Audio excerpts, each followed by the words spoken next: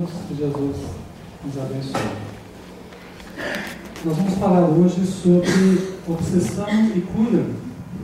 Obsessão que muitos já conhecem, já ouviram falar, já leram a respeito, que seria a ação pertinaz dos espíritos infelizes, sofredores, necessitados, sobre nós, encarnados, que aderimos a pensamentos infelizes, sentimentos desencontrados, emoções conturbadas. Nós acabamos nos sintonizando com esse tipo de espírito sofredor, necessitado, ou mesmo leviano, com a intenção explícita de nos prejudicar.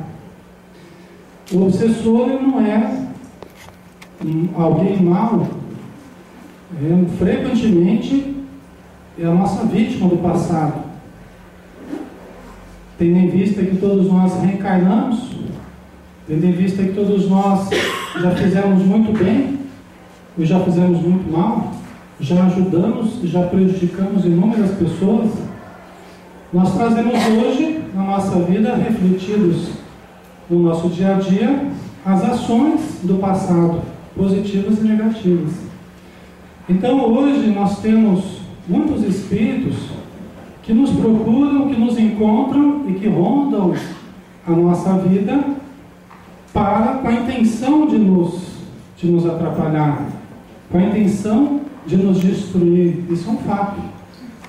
E muitas vezes nas reuniões mediúnicas a gente pode comprovar no consultório as dificuldades que as pessoas passam, no que elas veem, no que elas ouvem, no que elas sentem. Todos nós temos um passado, todos nós trazemos desse passado os reflexos, como é natural. Devemos entrar em obsessão? Não. Mas eu errei muito no passado, então está certo que eu fico obsediado. Está errado. Nós não podemos impedir que os pássaros rondem a nossa cabeça. Nós não precisamos deixar que façam um ninho em cima dela. Essa é a questão. Que os espíritos queiram nos prejudicar, que queiram nos cobrar, que reivindiquem algo que nós lhes devemos, até aí tudo bem. Mas para nós saudarmos as nossas dívidas, para nós auxiliarmos aqueles a quem nós prejudicamos, não é necessário que nós entremos em obsessão. Aliás, é muito pouco produtivo que isso aconteça. Porque se nós entramos na faixa da obsessão, e deixamos que essa ação pertinaz de um espírito infeliz sobre mim crie raízes e me influencie a minha vida, eu acabo não ajudando nem a mim, nem a ele. Porque a minha vida se deteriora em todos os sentidos e eu fico sem condição de ajudá-lo.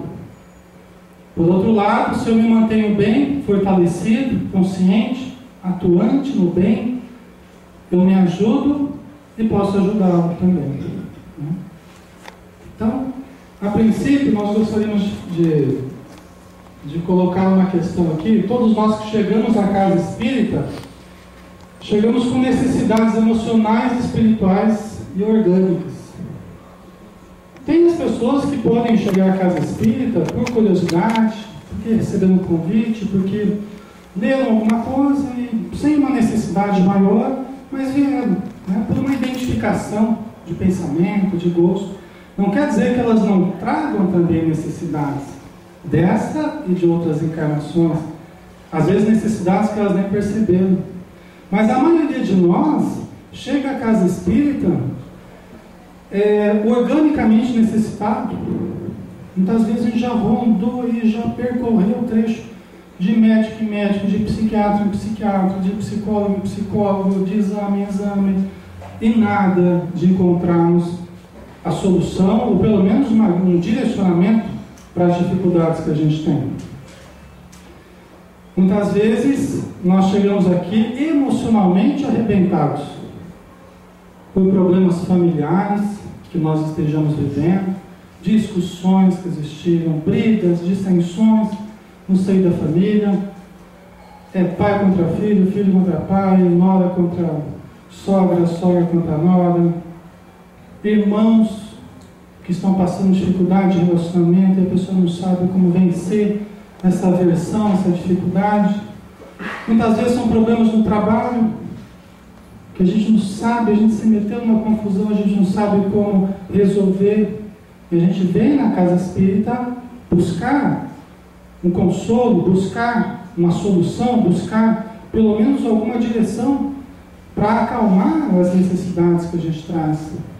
Sejam quais forem os problemas. Às vezes estou passando por uma doença grave e eu não sei como lidar com essa doença grave. A família não sabe como lidar. Muitas vezes as pessoas chegam à casa espírita sentindo os espíritos, né? Chegam em pânico, com crises de pânico, né? Aquele medo generalizado, aquela sensação de que vai morrer. Outras vezes em depressões, que foi difícil até vir ao centro, porque para sair da cama, para sair de casa foi uma dificuldade. Ou vivenciando transtornos bipolares, né? Que hora a gente está super animado, daqui a pouco a gente está deprimido.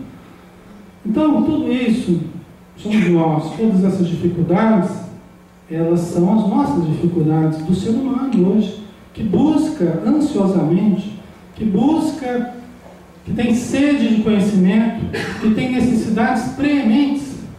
Talvez as necessidades orgânicas hoje não sejam mais o nosso grande desafio, mas eclodem as necessidades da alma, e eclodem de uma forma que ela se impõe sobre nós, exigindo um norte, exigindo um direcionamento, exigindo uma compreensão, para que a gente possa, pelo menos, acalmar um pouco os nossos sentimentos, tranquilizar as nossas emoções e sentir que estamos no caminho certo, né? Buscando algo de bom para a nossa vida.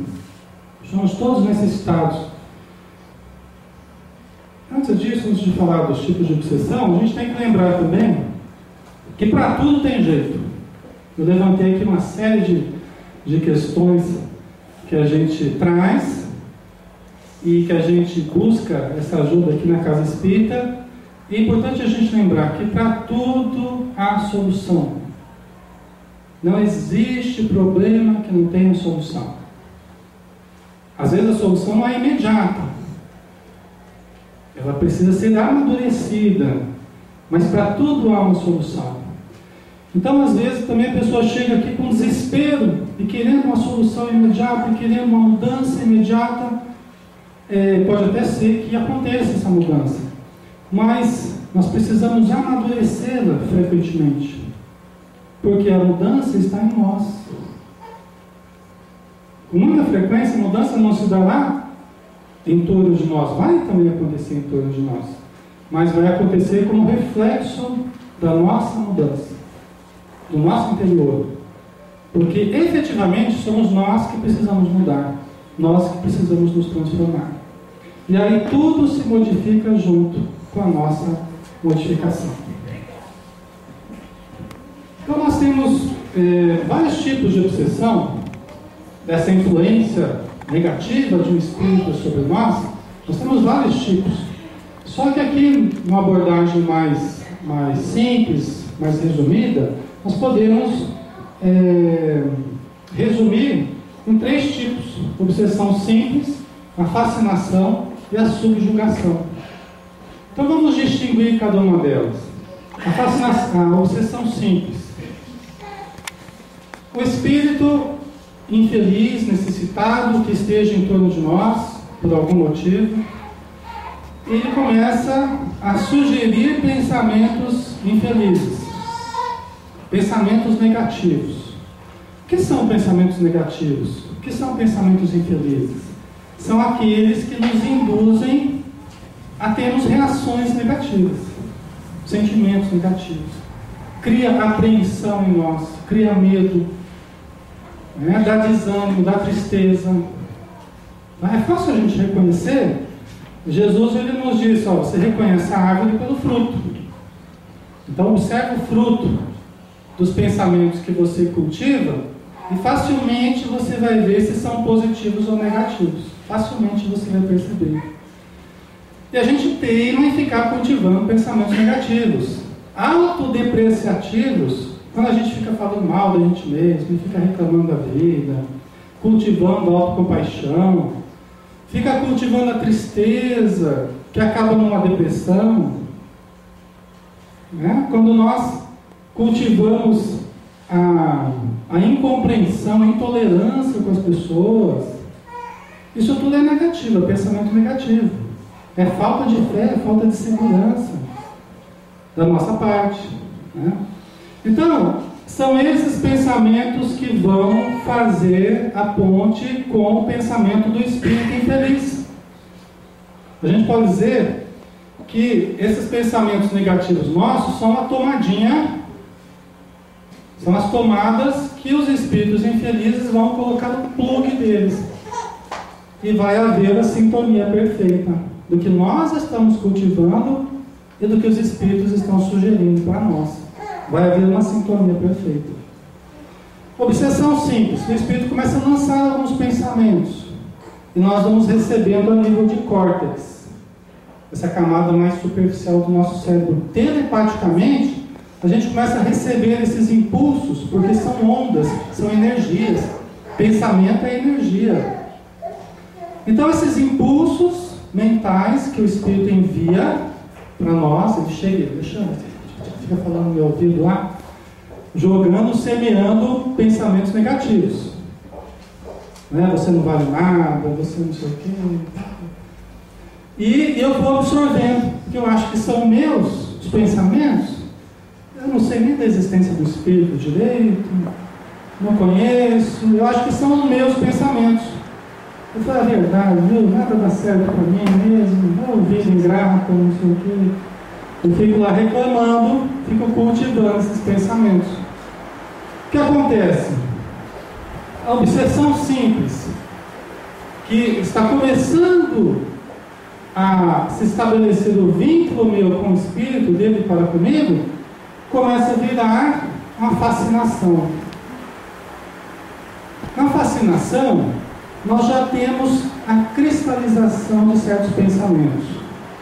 Aquilo que era eventual, aquilo que era momentâneo, passageiro, começa a se tornar uma constante na minha vida. A presença de certos espíritos que me induzem a beber, que me induzem a usar a droga, que me induzem a falar mal dos outros, que me induzem a uma série de desajustes dentro e fora de mim, vai se cristalizando, vai virando um hábito, vai se transformando num hábito, vai atingindo regiões subcorticais mais profundas no cérebro, começa a dominar determinadas áreas específicas do nosso cérebro que a gente não vai comentar aqui para não estender demais. O espírito começa a dominar determinadas áreas mais profundas do nosso cérebro. A obsessão ela está se enraizando. E na fascinação acontece uma situação muito peculiar. Porque nós estamos fechando em certos pensamentos que viram manias em nós, pensamentos fixos, modos de ver certas coisas, fechado ali. A gente está convencido de que é aquilo ali, né? Ninguém gosta de mim, né? Nada do que eu falo tem importância, tal, todo mundo me rejeita, e eu estou fechado nesse pensamento. E qualquer pessoa que chega, não, Alexandre, não é bem assim, a gente, vai, não sei o que lá. Eu já não aceito mais, porque a pessoa que está entrando em fascinação, que está no estado de fascinação, ela afasta todos que podem ajudá-la, todos que contrariem a vontade dela, o pensamento dela, ela já começa a achar que está, você também não me compreende, você também é mais um que não está me compreendendo. Não, eu só estou tentando fazer você pensar que não adianta. A pessoa está fechada naquele modo de pensar. Ela se fixou, ela cristalizou o pensamento daquele jeito. É tudo o que os espíritos infelizes querem. É tudo o que eles querem. Que você tenha uma visão negativa de mundo, que você tenha uma visão negativa de ser espírito, de espiritismo. Eu não vou naquele lugar só tem espírito. Tem espírito espírita, né? Se bem que os espíritos estão em toda parte, não estão só no centro espírita, né? Os espíritos estão até do nosso lado, né? Em casa, né? A gente pode até estar negando a existência dos espíritos e eles estão lá. É verdade, isso mesmo, não tem espírito mesmo. Né? Eles estão apoiando, é verdade, você tem que pensar assim mesmo, porque não tem nada de espírito, não. Às vezes é o espírito que está levando a gente a pensar assim, né? É esse negativismo, né? Esse negativismo. Porque para ele é bom. Porque quanto mais desesperado eu esteja, quanto mais aflito eu esteja, quanto mais descrente de tudo que é bom eu esteja, ele dá risada, ele acha ótimo. Porque você fica fácil dele começar, a única saída é você se matar. Por que você não se mata? Aí você não tinha pensado nisso, sabe que é uma boa alternativa?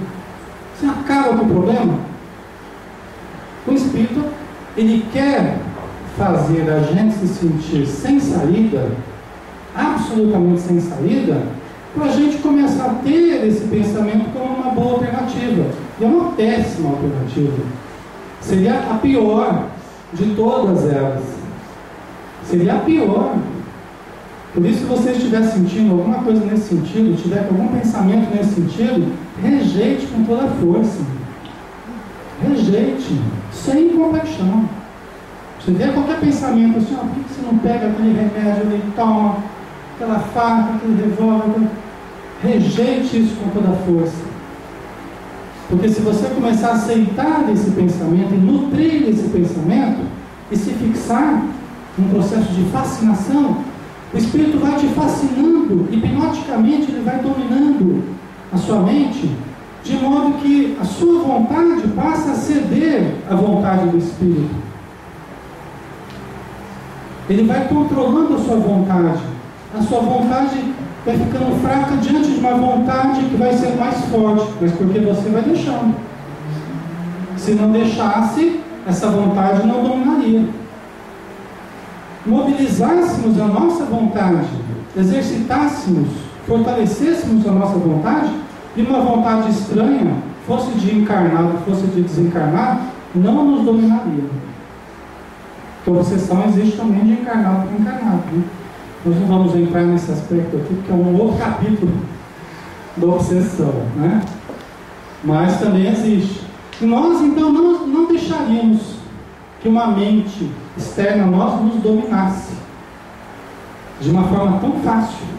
Às vezes eu atendo pacientes que falam assim: Alexandre, eu tenho uma voz que frequentemente fala assim, faz isso, faz aquilo, faz aquilo. E se eu não faço, ela fica martelando até que eu faça. Aí ela me deixa por um tempo meio tranquilo.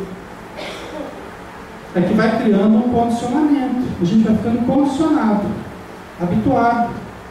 O Espírito sabe disso, né? Tem até um livro, Sexo e Destino, acho que é do André Luiz, né? Sexo e Destino.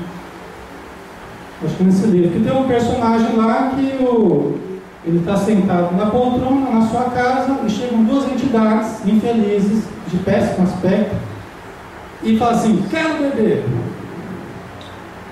Aí vai lá no senhor que está sentado lá, dá uma mexidinha na garganta dele, né? Começa a dar sede nele. Aí ele fala assim: vou tomar um uísque. Vai lá e prepara lá um uísque e tal. Aí o espírito, ele se acopla e dá um abraço nele. Aquela entidade que disse que queria beber, vai lá e abraça ele. E ele, quando ele bebe, o espírito bebe junto com ele.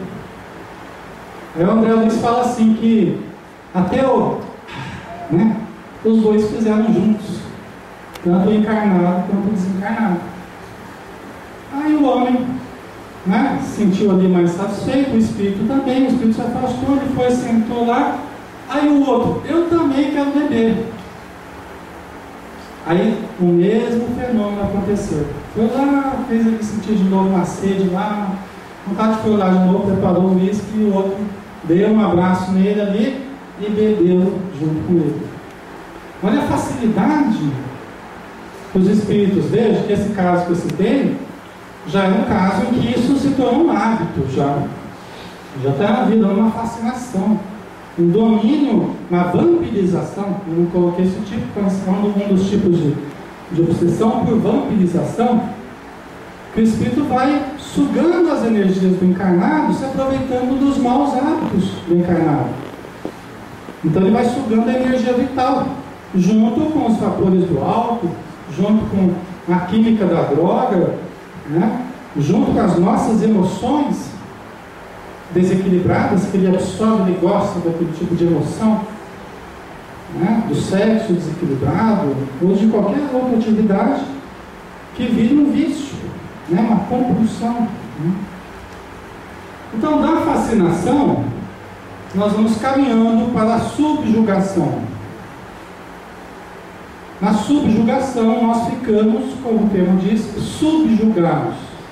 A nossa vontade, ela está de tal modo controlada por uma vontade exterior, que nós estamos subjugados. Nós fazemos o que o Espírito quer. Ele tem um controle quase que absoluto sobre nós. É quando a gente perde o controle com frequência, bate em pessoas, quebra coisas, depois nem lembra o que aconteceu, né? Começa a vivenciar um processo de alienação. Nesse estágio, veja bem, vai havendo uma deterioração das faculdades psíquicas. Muitas das pessoas que estão internadas têm casos mais leves, têm casos mais graves. Os casos mais graves já estão no processo de subjugação, tá? De dominação da entidade ou das entidades, né? Como Jesus que chegou diante daquele jovem que se jogava na água, no fogo, que se machucava todo, né? E quando ele se aproximou, o Espírito começou a conversar com ele. Aí Jesus perguntou para ele o nome dele. Meu nome é Legião, porque somos muitos. Então, era um espírito que estava falando em nome de uma legião de outros espíritos. Isso tudo acontece aos milhares, todos os dias, constantemente no nosso planeta. O maior problema hoje em dia de saúde pública chama-se obsessão.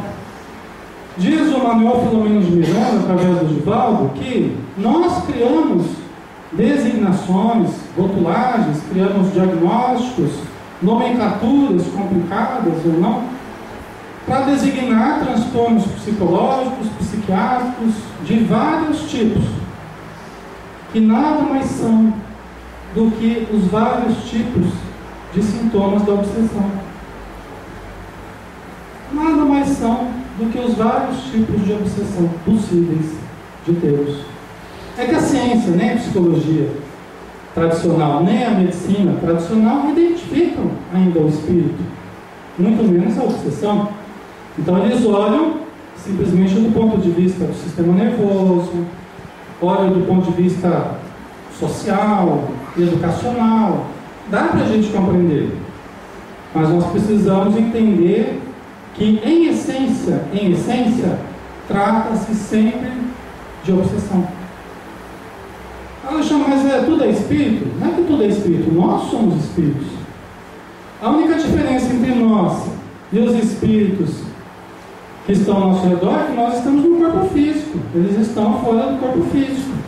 Mas tudo na vida é espírito. Deus é espírito, nós estamos mergulhados em Deus, né? É que às vezes a gente tem um pensamento mais materialista, a gente tem dificuldade de aceitar que alguém possa nos dominar. Não, Alexandre, não estou fazendo por mim mesmo, sei que é por mim mesmo. Aí o espírito do lado, é verdade, é por ele mesmo. Né? Mas a gente acha, né? A gente acha que ninguém vai nos dominar, porque nós temos um pensamento forte. Não, comigo ninguém manda, não, porque eu posso mais do que os espíritos.